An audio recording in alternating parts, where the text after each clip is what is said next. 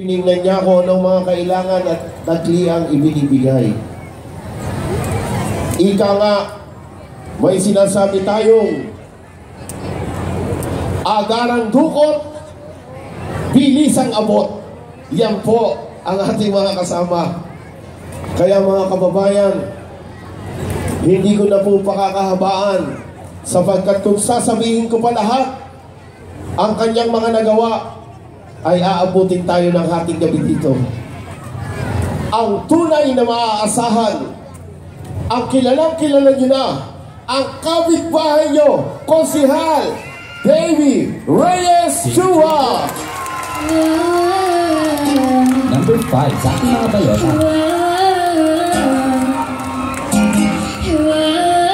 Davy Chua. Konsehal ng balota. Magandang hapon po sa inyong lahat. Gising na gising pa ang Noveleta! Yan, maraming salamat po. Dahil simula una dito po sa plaza ay talagang buong buo ang inyong pagsusuporta simula unang salbo hanggang sa ating house to house, kasama po ang ating mga kapitan, ang ating mga leaders na talagang sumusuporta at mainit na pagmamahal ninyo po sa amin sa buong Team United Noveleta. Maraming salamat po sa inyong lahat. Mahal na mahal po namin kayo. Maraming salamat po. Dahil kahit simula kanina mainit, andirito pa rin kayo, sinuportahan nyo pa rin kami, sinamahan nyo kami. Sana hanggang mamaya, hanggang matapos. Nandito pa, parokya ni Edgar. Yan, nagkantog din po sa atin ni Vice Mayor Dave Manalo. Mocha Girls! Yan, nakita nyo na. Ito po yung umpisa pa lamang ng pagpapasaya natin dito po sa ating bayan ng Noveleta. Sana po tayo po ay magkaisa.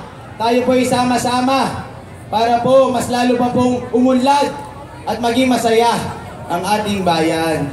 Yan. Hayaan nyo po rin magpakilala ang inyong lingkod.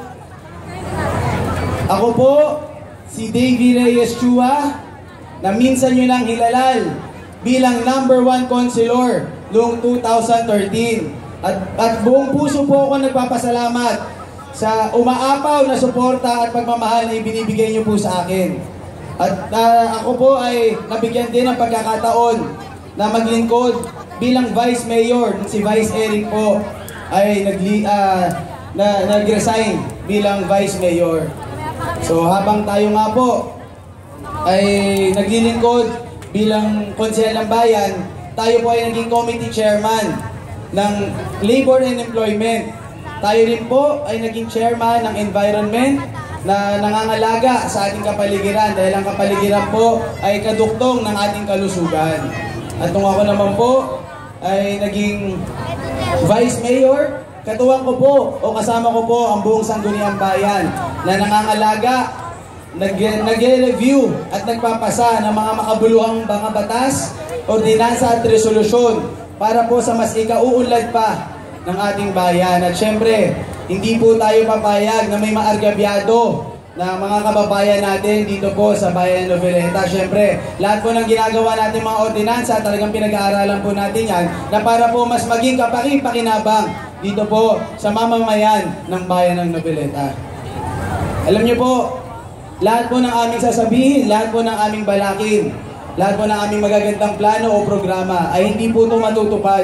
Siyempre, kung hindi po natin magiging kapartido ang ating magiging susunod na mayor. So sana nga po, sabi nga po, lagi namin sinasabi, sana po vote straight, Team United Noveleta, Partido Magdalo.